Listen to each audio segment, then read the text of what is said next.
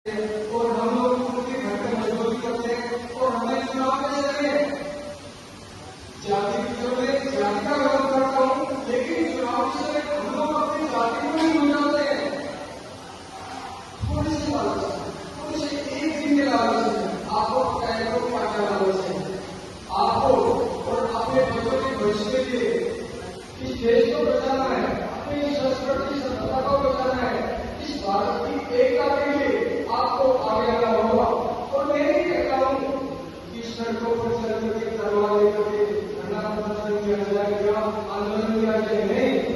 आपको भगवान बाबा भीमराव अम्बेडकर, हमारे जन सिंह और सर छोटा बन करके आपको अपने दिमाग से सत्ता को भी हासिल करना है, शांति और सौहार्द के लिए भी काम कर रहे हैं। किसी विदेशी ताकत के आप गुलाम नहीं है, मुझे पता है, लेकिन भारतीय जनता पार्टी जब देखती है कि अमुक संगठन आगे बढ़ रहा है, अमुक इंसान आगे बढ़ रहा है, तो उसको क्या आरोप करना चाहते हैं, ये देशद्रोही है। देशद्रोही कौन होता है? देशद्रोही वही इंसान है जो बिना बुलाए पाकिस्तान कर रहा है। देशद्रोही वो है जो चीन का विरोध करता है, तो चीन के साथ आकर खुद जाता है हमारे प्रधानमंत्री को हमको झूला चलाता है। देशद्रोही वो है जो बांग्लादेश के मुसलमानों के खिलाफ होता है, लेकिन कोलकाता से ज्यादा जानकारी बांग्लादेश की ट्रेन का उद्घाटन करता है। वो देशद्रोही है जो व्यापारियों के लिए आज तक भी पाकिस्तान में जाने वाली ट्रेन को बंद नहीं करता है। देशद्रोही है जो झूठा देशभक्ति का नारा लेते हैं और आज से चंडीगढ़ से लेकर के बस चलाते हैं। आपको देशभक्त आपने दिया है कुर्बानी, इस कुर्बानी को छोड़ना है तो जातिवाद को छोड़ना। बांग्लादेश में भी राज्य हो रहा है, उसको भारतीय जनता पार्टी बनाती है कि वहां के हिंदुओं को देखो क्या बोल रहा है, लेकिन किसी गरीब की बेटी या महिला पर आपस में हमला होता है या मुंबई में बदलापुर में हमला होता है या हमारी कोलकाता में एक डॉक्टर साहिबा पर कुछ होता है जो मैं प्रयोग नहीं करना चाहता हूँ, तो ये गंदे काम करने वाले इंसानों की जाति भी हो जाएगी, क्योंकि वे लोग पूरी भारत से संबंध है, सब जानते हैं उनके गांव के साथ लगाया था जो तुम्हें लगाते हैं बलात्कार नहीं करते हैं और जो तीन करते हैं गाँव का मतलब जी। मैं गाँव की दूसरी बात करूंगा, गाँव का हर आदमी देश भक्त है, जो गाँव का राम नाम से लिखा हुआ है वो पंडित नहीं है, वो पात्र नहीं है, वो धोनी नहीं है, वो ये में बात करता है आपकी जगह गरीब लोग मजदूर है। लेकिन जो धर्म के नाम पर, जो जाति के नाम पर हमारे माँ बाप वेदों को भी स्वामी धर्म का बदल सकते हैं, संविधानों में बदल सकते हैं, ये असली पंडित को जो उद्योगपति व्यापारों के काम करते हैं उनको अन्य लोगों का अत्याचार किया जाता है। लेकिन एक समुदाय के अन्य लोगों उस जाति का अत्याचार नहीं था, न उनका पाप भी था, भले ही दशरथ पकड़े को भले हिंदी का सालों छोड़ने वालों को आपको आगे बढ़ाए। मेरा कहने का सारा से है शांतिपूर्वक शिक्षा पर ध्यान दें। धन्यवाद। जहाँ पर एक बेटी की शादी में दूल्हे को ही घोड़े पे देना है, ये वोट लेना, सांसद बनना और अपने ही लोगों को धोखा देना, बार-बार धोखा देना, ये हमारे लोग भी करते हैं। मैं चाहते इस बात को खुलकर कह देता हूँ, मेरा है चौधरी चरण सिंह की जन्मभूमि वापस का क्षेत्र है। कुछ लोग बोलते थे कि पहले यहाँ पर चुनाव होता था, वहां पर बूथ कैप्चर होता था, लेकिन मेरे भाइयों जब बूथ कैप्चर होता था तो कोई भारतीय जनता पार्टी आज से जनसंघ का नेता नहीं जीतता था। हमारे युवाओं में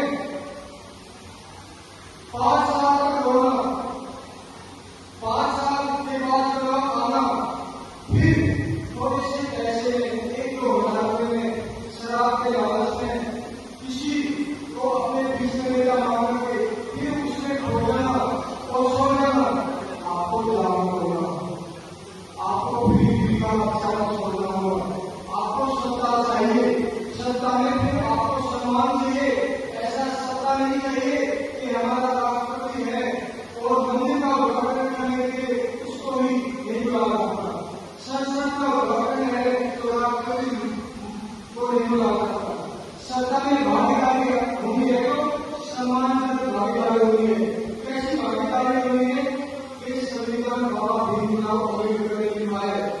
नहीं कभी ऐसा नहीं कि ये जनता को एक दौर से गुलाम करने वाले पहले भी थे, हजारों वर्ष हैं, अभी हैं, लेकिन बाबा भीमराव अम्बेडकर, सर छोटूराम और जो 5 महान होते उन्होंने संविधान लिखा है, उन्होंने किसी उद्योग की व्यापार की घर पे पाने की गुलामी नहीं किया है, अपने दिमाग से संविधान लिखा है, आपको हक दिलाया है।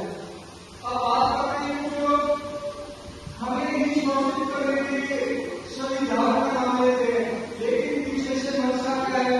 क्या हमें संविधान के बारे में पता है? क्या हमें संविधान का हमने रखा है उसके बारे में पता है? उसका पता करने के लिए हमारे बच्चों को शिक्षा ग्रहण करना पड़ेगा। अगर संविधान में कोई बदलाव होता है तो वो आपके हक को मारता है, तो हमें उसका विरोध सड़क पर भी करना होगा, हमें समाज में भी करना होगा और हमारे समाज के चुने हुए जनप्रतिनिधियों को संसद का ढंग से आगे भी करना होगा। चलो भाइया, हमारे सांसद विधायकों के बाद संसद में कोई नहीं सुनता है, तो क्या वे वोट लेकर के अपना भड़का काम चलाने के लिए अपने बच्चों को इसे करने के लिए सांसद रहे, उनको चौधरी शरण सिंह की तरह उदाहरण देना होगा। अगर 1977 में चौधरी शरण सिंह और जनसंघ और अन्य पार्टियों ने मिलकर के एक जनता पार्टी बनाई, लेकिन कांग्रेस से आकर के मोरारजी जैसी जो गुजराती था उसने प्रधानमंत्री का पद पाया और भाई साहब के अंदर ही चौधरी शरण सिंह को यह महसूस हो गया कि यह पार्टी ये प्रधानमंत्री गरीबों का नहीं है, ये किसानों का नहीं है, ये उद्योगपति व्यापारियों का भी आदमी है जो गुजराती है। उन्होंने उस सरकार को घेरा और सारी गिनती करके प्रधानमंत्री बने। कांग्रेस ने समर्थन देकर के वापस लिया, लेकिन चौधरी शरण सिंह ने सत्ता में बना रहने के लिए उद्योगपति व्यापारियों के गुलाम नेताओं की बात नहीं मानी और सत्ता से इस्तीफा दे दिया। आज इसलिए लोग किसान में आ जाते हैं। जय चौधरी जी ने बहुत गलती किया, वे कभी भी चौधरी शरण सिंह की जगह नहीं ले सकते, वे जनता का ढाबा नहीं बनवा सकते हैं। हमें अपने नेताओं के काम करने हैं और आगे चल करके आपके दूसरे को काम करते हैं। मैं कोई नाम नहीं लेगा, किसी को क्या प्रोजेक्ट करने में नहीं देगा। आप जानते हो आपके दिक्कत को काम करते हैं, उनको अब चुनना है। कांग्रेस पार्टी जब विपक्ष में होगी तो मैं आपकी समानों की घोषणा करेगी। अगर कांग्रेस पार्टी सत्ता में आ जाएगी तो भारतीय जनता पार्टी विपक्ष में होगी तो बाबा भीमराव अम्बेडकर को भगवान करेगी, भारतीय जनता पार्टी गलत करेगी, आपकी नौकरी करेगी। लेकिन सत्ता में आने के बाद सभी राजनीतिक पार्टियां किसान मजदूर के नाम पर वोट मांग करके सत्ता हासिल करते हैं। सत्ता में आने के बाद आपको बातचीत करके उद्योग की पीढ़ी जैसे संगठन से बात करते हैं और क्या बात करके देश को चलाना है। क्या उन्होंने देश को चलाने का ठेका लिया है?